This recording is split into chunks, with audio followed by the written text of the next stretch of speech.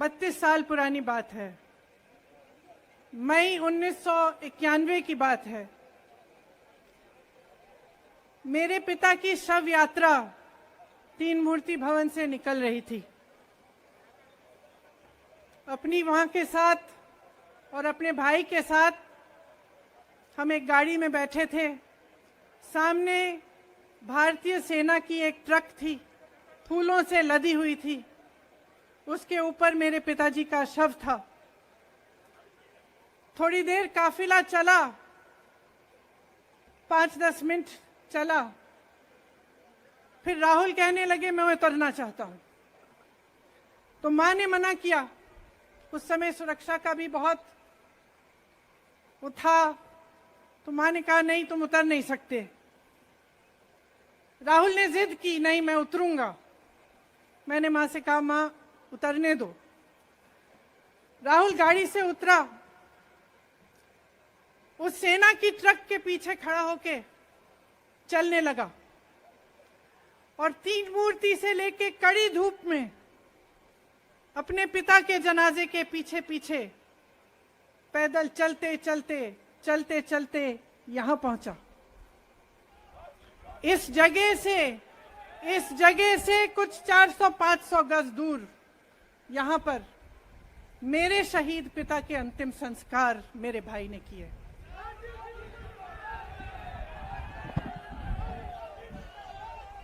सुनिए, वो चित्र मेरे दिमाग में अभी भी है, मेरे मन में है। मेरे पिता का शव इस तिरंगे झंडे में लपेटा गया था। इस तिरंगे के नीचे मेरे पिता का शव था और उसके पीछे चलते चलते मेरा भाई यहां आया। उस शहीद पिता का अपमान भरी संसद में किया जाता है। उस शहीद के बेटे को आप देशद्रोही कहते हैं, आप मीर जाफर कहते हैं, उसकी आप मां का अपमान करते हैं। आपके मंत्री मेरी मां का अपमान भरी संसद में करते हैं। आपके एक मुख्यमंत्री कहते हैं कि राहुल गांधी को पता भी नहीं है कि उनका पिता कौन है। आपके प्रधानमंत्री भरी संसद में खड़े होकर कहते हैं कि ये परिवार नेहरू नाम को इस्तेमाल क्यों नहीं करता। पूरे परिवार का अपमान करते हैं। कश्मीरी पंडित समाज के रिवाज का अपमान करते हैं, जिसके तहत एक बेटा अपने बाप के मरने पर पगड़ी पहनता है, परिवार की परंपरा को आगे बढ़ाता है। लेकिन आप पर कोई मुकदमा नहीं होता। आपको 2 साल की कोई सजा नहीं मिलती। आपको जेल की सजा नहीं मिलती। आपको संसद से कोई बाहर नहीं निकालता। आपको मना नहीं करता कि 8 सालों के लिए आप चुनाव नहीं लड़ सकते। क्यों? मैं पूछना चाहती हूं क्यों? आज तक हम चुप रहे हैं। हमारे परिवार का अपमान करते गए। मेरे भाई ने क्या कहा? संसद में वो मोदी जी के पास गए और उनसे गले लगे। मेरे भाई ने कहा मैं आपसे नफरत नहीं करता हूं, मेरे दिल में आपके लिए कोई नफरत नहीं है, हमारी विचारधारा अलग है, लेकिन हमारी नफरत की विचारधारा नहीं है।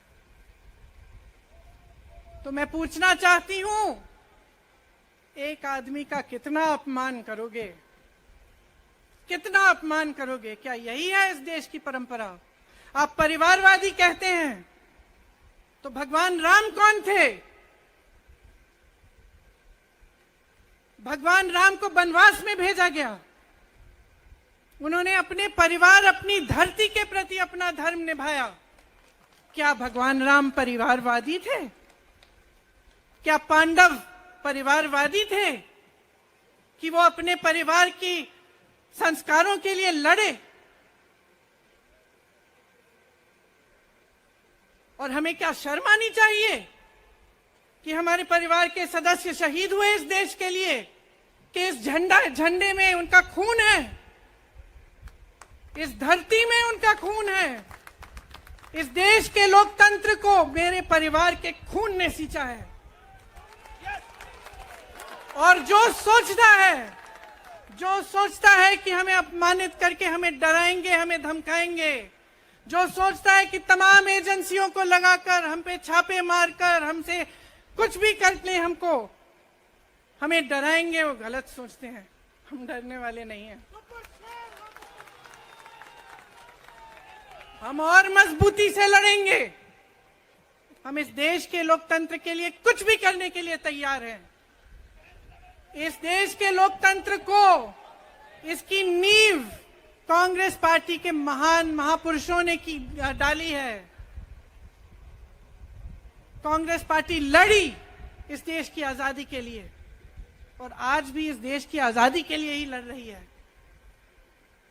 कभी कभी मैं सोचती हूं, मुझे समझ में नहीं आता कि पब्लिक क्या सोच रही है। क्या देख नहीं रही है क्या हो रहा है? क्या आपको दिख नहीं रहा है कि आपकी सारी संपत्ति लूटी जा रही है, एक आदमी को दी जा रही है, गिने चुने उद्योगपतियों को सब कुछ दिया जा रहा है? किसकी संपत्ति है? ये राहुल गांधी की संपत्ति है, ये आपकी संपत्ति है। ये पीएसयू किसके हैं? किसके लिए बनाए गए? आपके लिए बनाए गए, जो ऐसे एक के बाद एक इनको बेचे जा रहे हैं, दिए जा रहे हैं। इसी से तो आपका रोजगार आता है।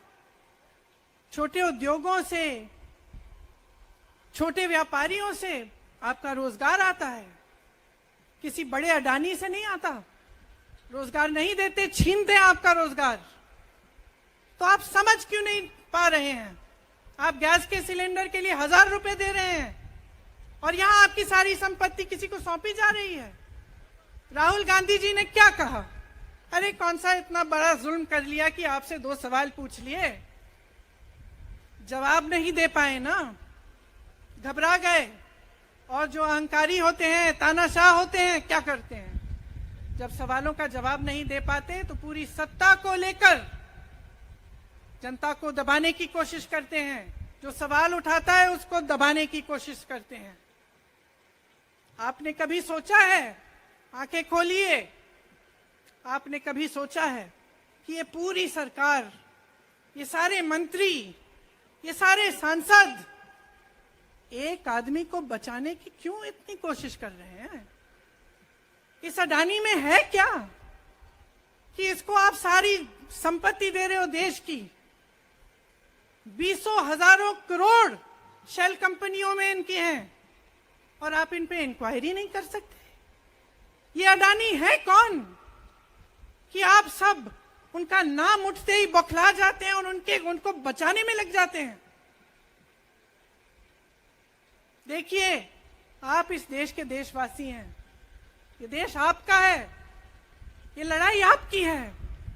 आज तमाम नौजवान बेरोजगार क्यों हैं?